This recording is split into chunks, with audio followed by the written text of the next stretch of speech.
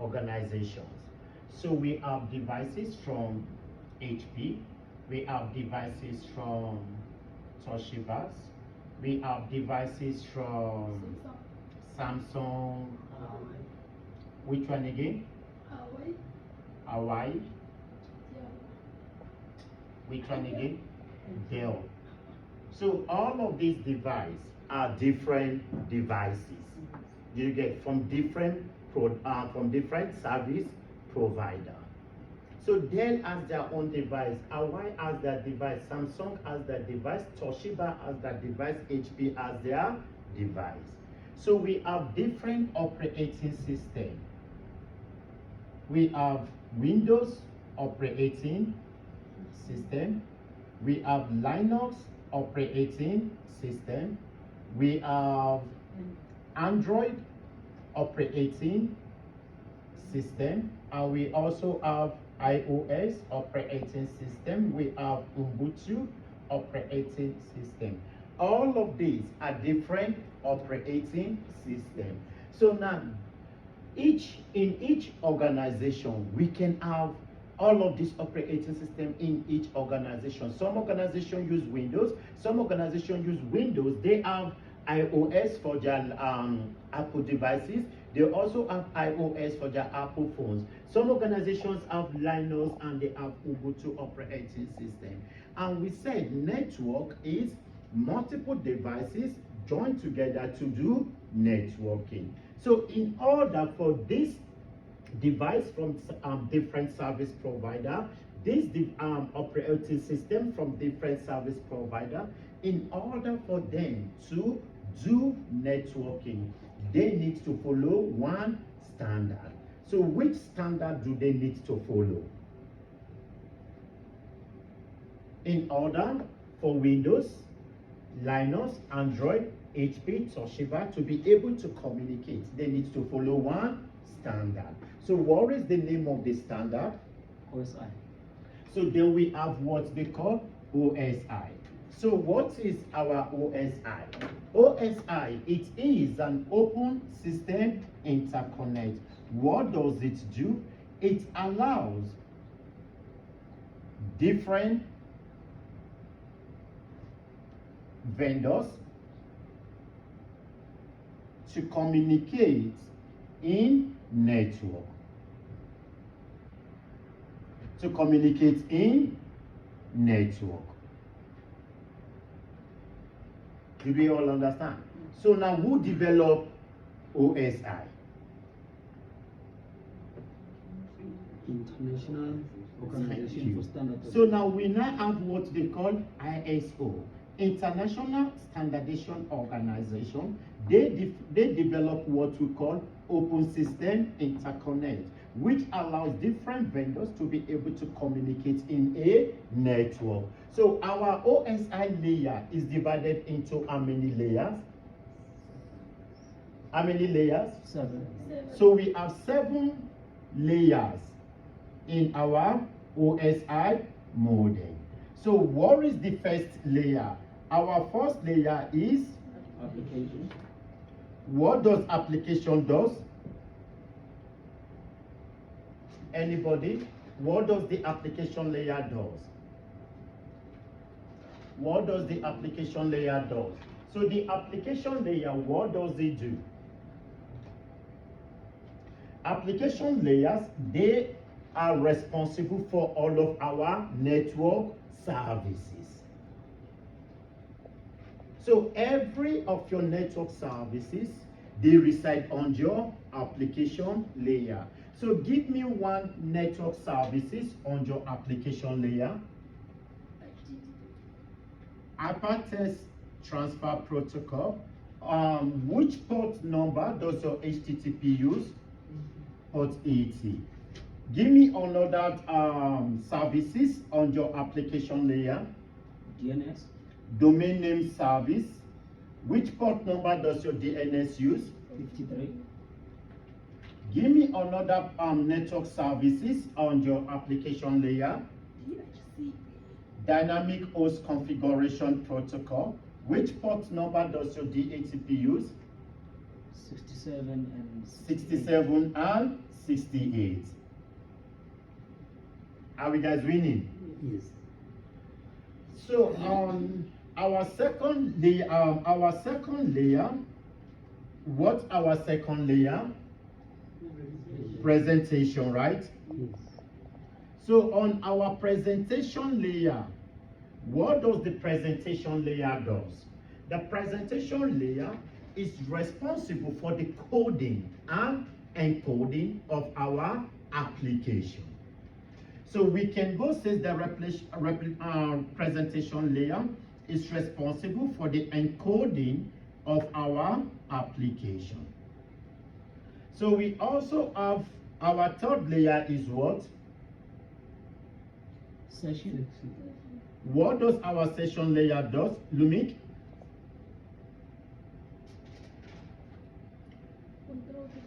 Thank you so much. Our session layer controls, our section layer control our conversation on our network. Our fourth layer is what? Transport. No, transport. So what does the transport layer does, Pumi? The transport layer deliver message. How many transport layer do we have? Yuvesh? 2. Mention one. TCP and UDP. Are we guys winning? Yes. So number 5. Which layer do we have on our number 5? What does the network layer does? Communication. So the network layer is responsible for communication. What are the network components that we find on our network layer? One is router, and another one is IP address. Thank you so much, guys. Layer 6. Data. What does the data layer does?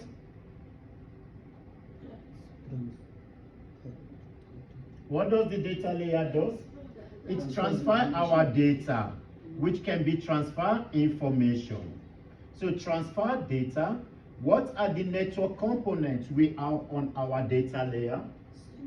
One is switch. Another one is network interface card, and we also have access point. So our last layer, which is our Physical. layer 7, equals to physical. So on our physical layer, what do we have here? Our physical layer is responsible for connecting our devices, right? So it's our connection. So what are the network components we have on our physical layer? Cable. Cable and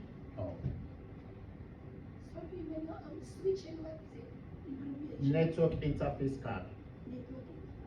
Yes. Then the AP is access point. Are we guys winning? Yes. Are we guys all winning? Yes. Can I wipe this now?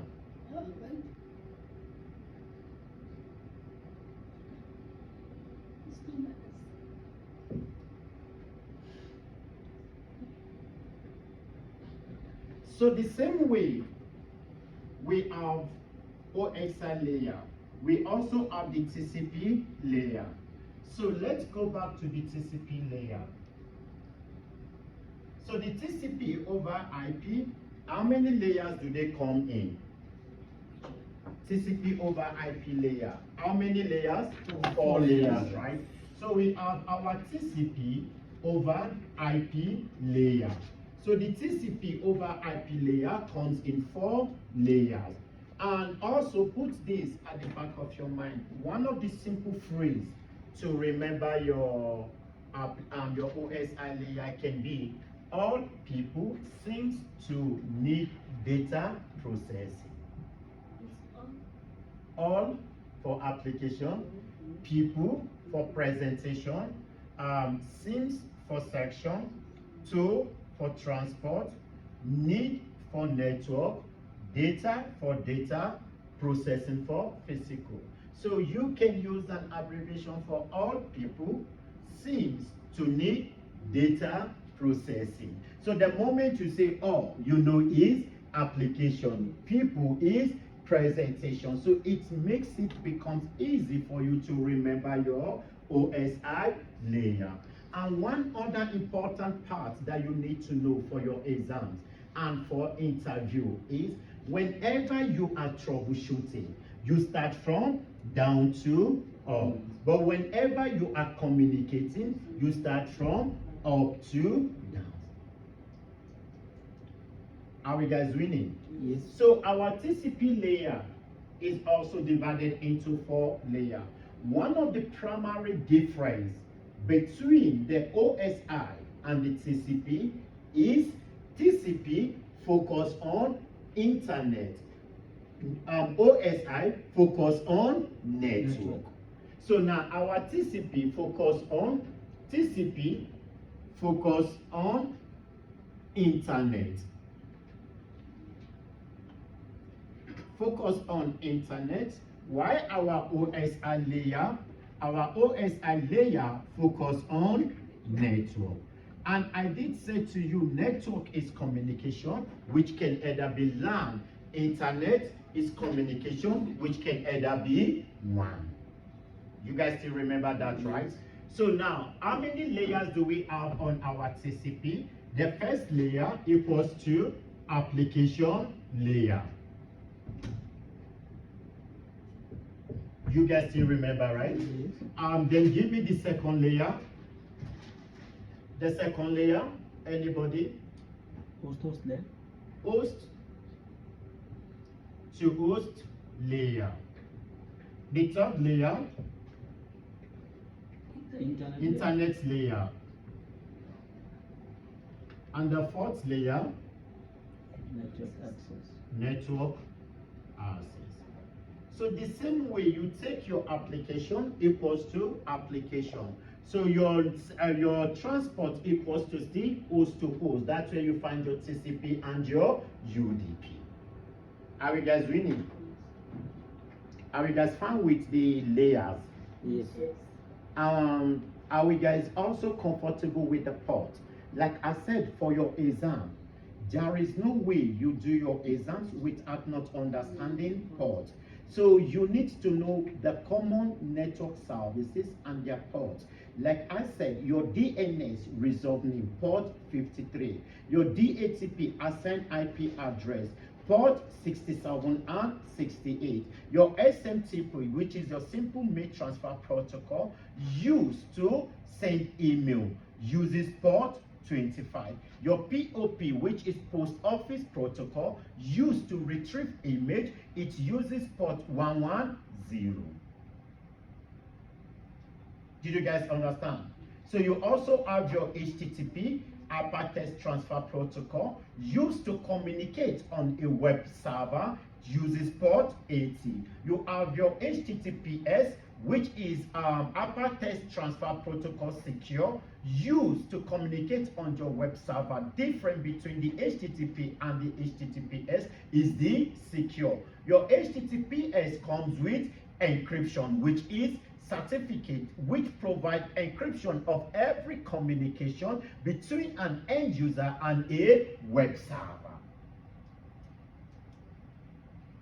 Did you guys understand? You have your RDP, which is your remote desktop protocol. It uses port 3389. Used to remote from one device to another device. You also have your FTP. Your FTP is your file transfer protocol. It uses port 21. Allow us to remote to a file server. You also have your SSH, which is secure socket shell. It uses port 22. Am I correct? Yes, port 22. SSH, is it 22? Yes, it's port 22. Did you guys understand? Allow us to remote from one terminal to another terminal. For your exam, SSH you need to know, SMTP you need to know, POP you need to know, FTP you need to know, DNS, DHCP you all need to know all of these ports for your exams. Not only exam, interview. Not only interview, as long as you have chosen IT, you're going to be hearing about port, and ports. What is the whole idea of a port? In order for a transport to be able to deliver message, in order for an application to be able to communicate with transport, the transport identify that application by using its port number. So let's say, for example, I want to be able to identify who is Pumi. How do I identify Pumi? I can identify Pumi based on an ID number. So every port, every network services that needs to be identified by the transport protocol, it uses their port number. So yesterday I did say something to everybody in the classroom, and I said we are firewall, right? So what does firewall do? Firewall allow and deny by blocking. So if I want to block HTTP, I don't need to go write HTTP. I need to go write the port number. So the moment it sees that port number, it knows it's HTTP. Did you understand? So now, because HTTP is not secure, I don't want anybody to log on to HTTP with that port number. So I can come block port 80. The moment port 80 is blocked, it automatically says HTTP is blocked. But now, if I don't know port 80, can I block HTTP? No. Sherry? HTTP port number is 443 as well. No. Remember, we have HTTP and HTTPS.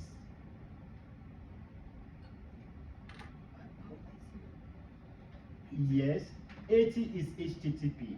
For HTTPS is 443. It's two. One is secure, one is not secure. HTTP is not secure, so they upgrade from HTTP to HTTPS. So HTTPS is secure. So it uses port 443, while your hypertext transfer protocol uses port 80. One of the most important parts that I also need everybody to understand is your transport layer.